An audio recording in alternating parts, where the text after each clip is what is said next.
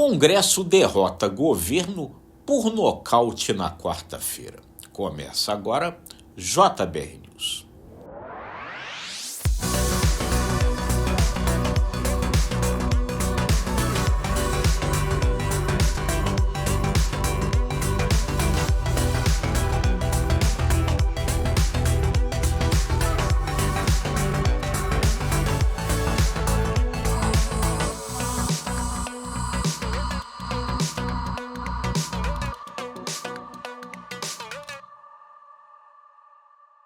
Em 1990, o lutador brasileiro Maguila resolveu enfrentar no ringue o campeão mundial de boxe George Foreman. Foi nocauteado no segundo round. Depois dessa luta, Maguila falava sobre ela o seguinte, que parecia que uma carreta tinha atropelado ele, que só de olhar para o George Foreman ele já tinha vontade de cair. Na quarta-feira, no Congresso, o governo foi derrotado de uma forma mais ou menos parecida. Parecia que uma carreta tinha atropelado o governo. Uma derrota acachapante construída numa associação em conjunto do presidente da Câmara, Hugo Mota, com o presidente do Senado, Davi Alcolumbre.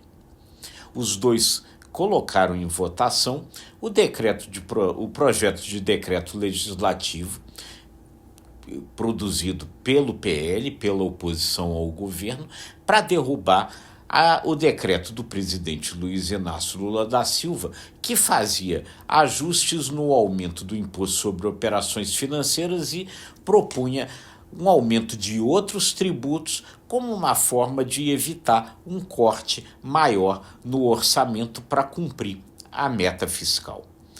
Uma derrota terrível, mas uma derrota que o governo não pode dizer que já não estava anunciada, porque na semana passada, quando a Câmara aprovou a urgência para esse projeto de decreto legislativo, a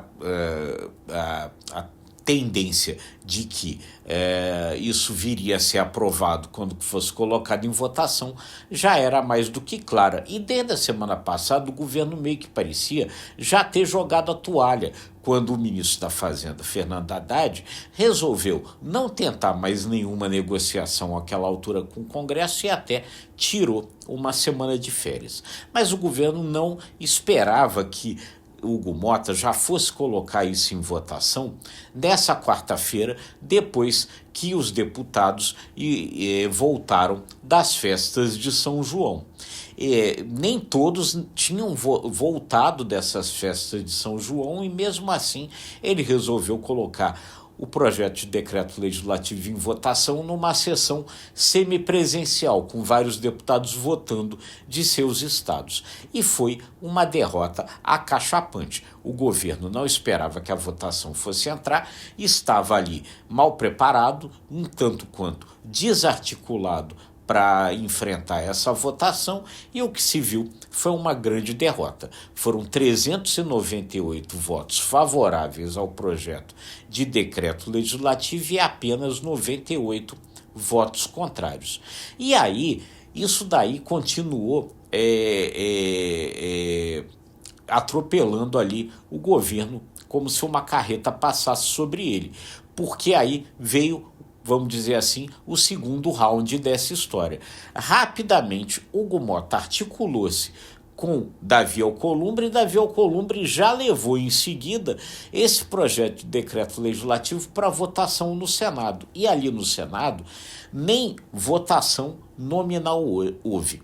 Davi Alcolumbre colocou o projeto para uma votação simbólica e ele foi aprovado apenas com a manifestação contrária dos senadores do PT e do líder do PDT no Senado, o senador Everton Rocha.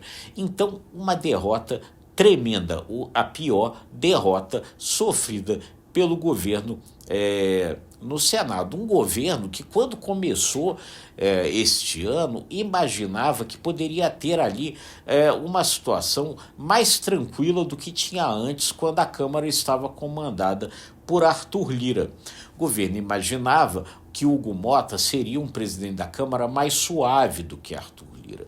Mas o que parece estar acontecendo é o seguinte: Lira era mais duro, mas quando Lira acertava uma negociação com o governo, ele cumpria essa negociação. Hugo Motta não. Hugo Motta deu uma sinalização antes, quando houve uma reunião num domingo lá na residência oficial da Câmara entre os líderes e o ministro da Fazenda, Fernando Haddad. Naquela altura parecia haver uma sinalização favorável ao decreto do governo. E no momento seguinte, isso dali já mudou quando Hugo Motta começou a tratar desse assunto ali dentro da Câmara dos Deputados, e essa derrota, então, começou a ser construída.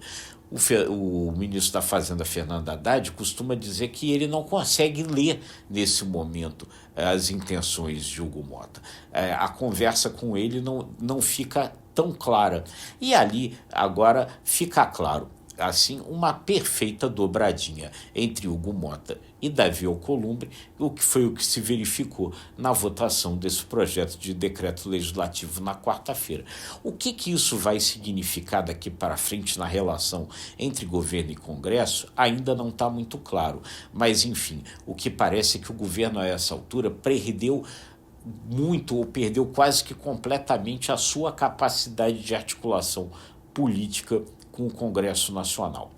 E o remédio possível com a derrubada do decreto legislativo deve tornar essa relação ainda pior, porque o governo vai ser obrigado a fazer novos cortes no orçamento, e esses cortes devem implicar também cortes na própria aprovação de emendas parlamentares ao orçamento, ou seja, o humor do Congresso com relação ao governo tende a piorar, ou seja, é um ano bastante complicado nessa relação. A relação vem empacada desde o início do ano, o governo não tem conseguido aprovar as medidas de seu interesse ali no Congresso, o tempo vai passando, a popularidade do presidente Lula, de acordo com as pesquisas, vai caindo, e isso se reflete nessa relação aí com o Congresso, parte ali já ensaiando um desembarque do apoio ao governo e parte tentando aumentar o preço da sua fatura nesse apoio com o governo.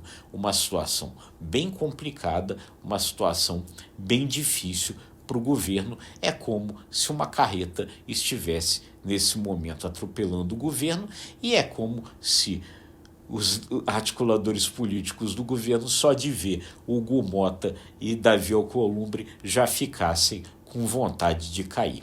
A gente vai estar sempre acompanhando tudo para trazer para você a melhor análise e a melhor informação, pedindo a você o seu comentário.